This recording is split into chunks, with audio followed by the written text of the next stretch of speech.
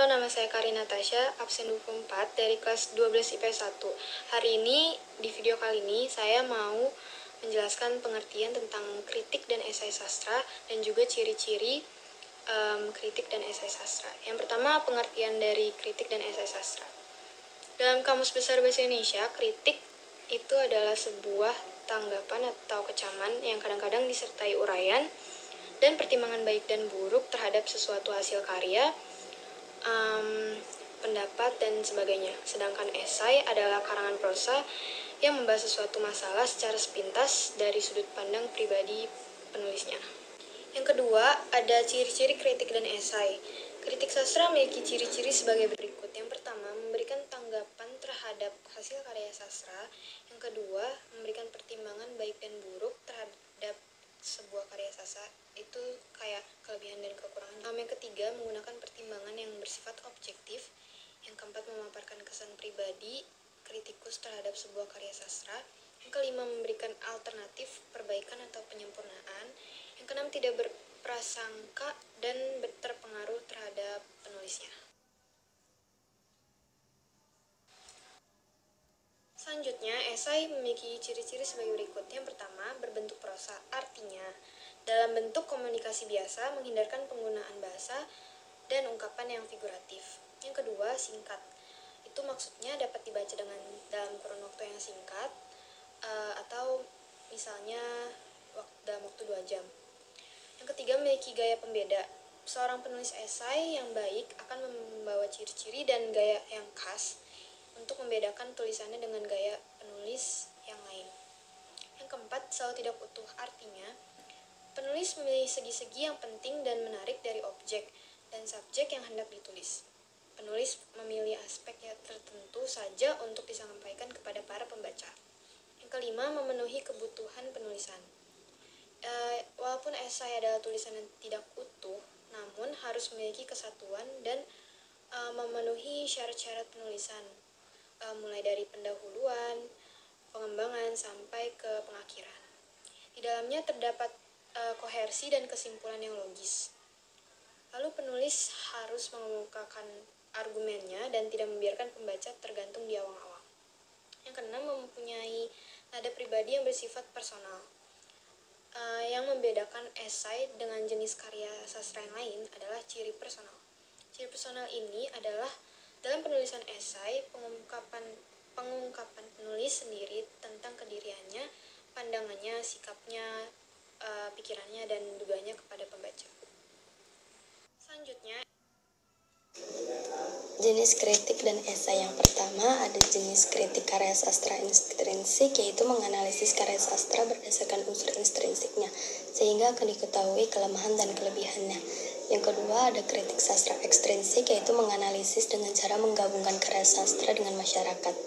Yang ketiga, ada kritik deduktif, yaitu menganalisis dengan cara berpegang teguh pada sebuah ukuran yang akan dipercaya dan dipergunakan. Yang keempat, ada kritik sastra induktif dengan cara melepaskan semua hukum yang ada. Yang kelima, kritik impresionik, yaitu menganalisis hasil karya berdasarkan kesan pribadi secara subjektif. Yang keenam, kritik penghakiman, yaitu berpegang teguh pada aturan tertentu untuk menentukan sebuah karya sastra baik atau buruk. Yang ketujuh, ada kritik sastra teknis yang dilakukan untuk tujuan tertentu.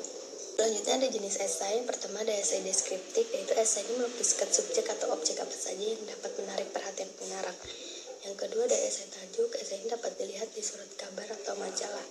Yang ketiga, ada esai cuklan watak, yaitu penulis membeberkan beberapa segi dari kehidupan individu seseorang kepada para pembaca. Yang keempat, ada esai pribadi, merupakan tulisan tentang diri si penulis. Yang kelima, ada esai reflektif, yaitu ditulis secara formal. Penulis mengungkapkan dengan dalam, sungguh-sungguh, dan hati-hati beberapa topik yang penting berhubungan dengan hidup, misalnya kematian, politik, pendidikan, dan hakikat manusia. Esai ini ditunjukkan kepada para cendekiawan. Yang terakhir, ada esai kritik. Di esai kritik ini, penulis memusatkan diri pada uraian tentang. Pembahasan selanjutnya yaitu B. Perbandingan kritik dengan esai sastra. Yang pertama, mengidentifikasi unsur pendukung kritik dan esai. Menurut KBBI, sinopsis adalah ikhtisar karangan yang biasanya diterbitkan secara bersama-sama dengan karangan asli yang menjadi dasar sinopsis itu. Selain itu, kritik harus disertai dengan alasan logis. Alasan yang disajikan harus masuk akal dan sesuai dengan logika dan penalaran. Unsur pendukung kritik lainnya yaitu teori. Teori yang disajikan harus berhubungan dengan objek yang dikritik.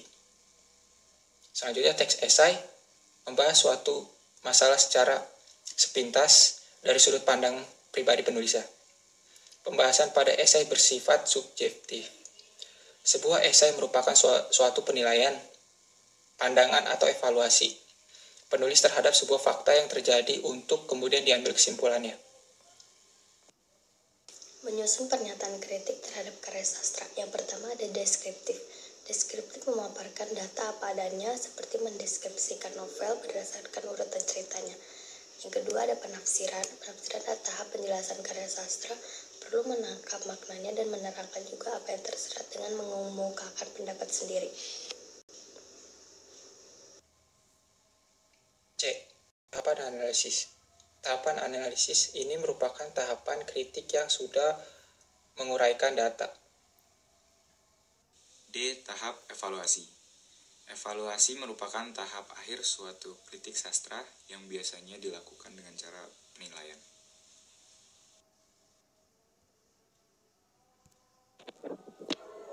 Berikut ini sistematika kritik sastra, yaitu interpretasi, membaca dan menafsirkan makna yang didapat setelah membaca atau menelaah hal yang akan dikritik.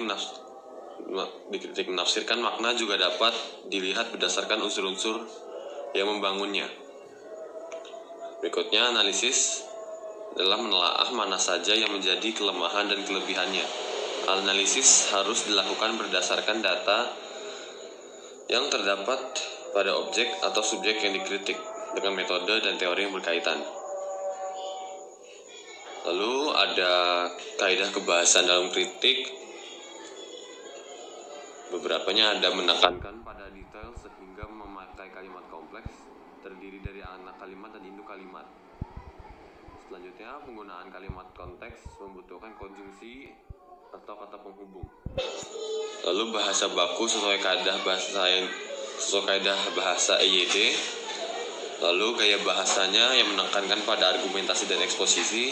Dan terakhir dilengkapi dengan rujukan atau referensi. Lalu berikutnya ada sistematika pada esai, yaitu pendahuluan, yaitu berisi latar belakang informasi atau identifikasi dari subjek atau objek yang akan dibahas. Yang kedua adalah tubuh esai, narasikan gagasan yang hendak disampaikan. Narasi tersebut dapat disampaikan melalui subtopik dan penjelasan. Yang terakhir ada kesimpulan, ulang topik yang ingin disampaikan dengan ringkasan dan dilengkapi dengan hasil observasi, penilaian, atau sudut pandang penulis. Terakhir ada kaidah kebahasaan esai, yang dimana ada menggunakan kalimat efektif dengan susunan SPOK. Bahasa baku sesuai dengan EYD, pengungkapan ide secara runtun dan logis, lalu menghindari kalimat panjang bertele-tele. Yang terakhir, menggunakan kata rujukan atau referensi. Penyusunan kritik sastra dan esai dengan memperhatikan sistematika dan kebahasannya. Yang pertama, mengkonstruksi kritik sastra. Ada beberapa langkah dalam mengkonstruksi kritik sastra, yaitu 1. Pilihlah atau tentukanlah karya sastra yang akan kalian kritik. Kedua, carilah informasi karya sastra tersebut, baik berupa data maupun penyiarannya. Yang ketiga, cermatilah bagian-bagian karya sastra tersebut. Yang keempat, susunlah konstruksi teks sesuai dengan struktur teks kritik, yaitu pernyataan umum, tesis, isi atau argumentasi, dan penegasan ulang. Yang terakhir, susunlah teks kritik berdasarkan konstruksi tersebut. Yang kedua, mengkonstruksi esai. Ada beberapa langkah dalam mengkonstruksi esai. Yang pertama, tentukanlah fenomena aktual mengenai kesastraan. Yang kedua, lakukanlah riset dan pencarian data mengenai fenomena aktual tersebut. Yang ketiga, pilihlah sudut pandang yang menarik yang cocok untuk dibahas. Yang keempat, susunlah kerangka teks sesuai dengan struktur teks esai. Yang terakhir, konstruksilah teks esai berdasarkan kerangka tersebut.